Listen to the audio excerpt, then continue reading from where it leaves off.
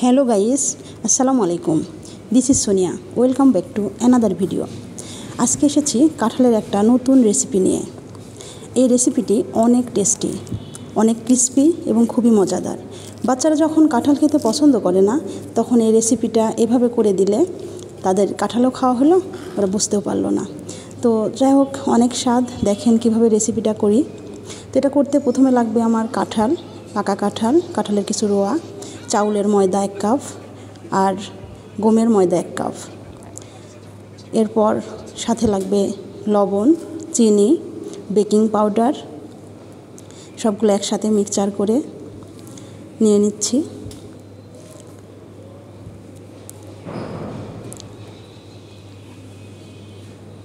সবগুলো একসঙ্গে মিক্সচার করলাম। কাঁঠালের রোয়ার বিচিগুলা ছাড়িয়ে নিচ্ছি।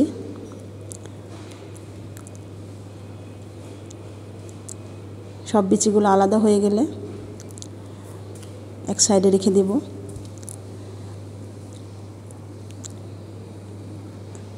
এরপর পরিমাণ মতো পানি দিয়ে ময়দাটাকে ভালো করে মিক্সার করে নিব। দেখেন এভাবে আস্তে আস্তে। তো আমার বেকিং পাউডারটা দিতে মনে ছিল না, পরে এটা অ্যাড করে দিলাম। তো এর আটার যে গোলাটা, এটা হবে এরকম, খুব বেশি শক্ত না, খুব বেশি নরমও নয়। তো আস্তে আস্তে কাঁঠালগুলা দিয়ে দিব ওর মধ্যে। গোলানো যে আটাটুকু আছে তার মধ্যে একটা একটা করে দিয়ে মিক্সচার করে নিব।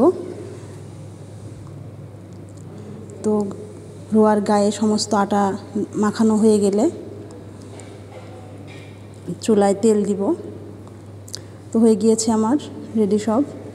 এবার চুলায় কড়াইয়ে তেল দিব। তেলটা গরম হয়ে গেলে একটা একটা করে কাঁঠালের বড়া ছেড়ে দিব। তো যখন বাদামি কালার হয়ে যাবে তখন এটা নামিয়ে নেব। খেয়ে দেখবেন, অনেক মজা। আসলে কাঁঠালের বড়া অনেকেই বানায়, কাঁঠাল রস করে বানায়। তো আমি একটু ভিন্ন টাইপের করে বানানোর চেষ্টা করেছি। তো হয়ে গিয়েছে আমার বড়াগুলা। দেখেন কি সুন্দর দেখাচ্ছে, অনেক ক্রিস্পি এবং টেস্টি। তো হয়ে গিয়েছে। রেসিপিটি ভালো লেগে থাকলে অবশ্যই আমার পেজটি ফলো দিবেন আর আমার সঙ্গেই থাকবেন আরও ভালো ভালো ভিডিও দেখার জন্য। ভালো থাকবেন সবাই। বড়াটা অনেক ক্রিস্পি হয়েছিল আর অনেক স্বাদও হয়েছিল। সবাই একবার ট্রাই করে দেখবেন। আল্লাহ হাফেজ।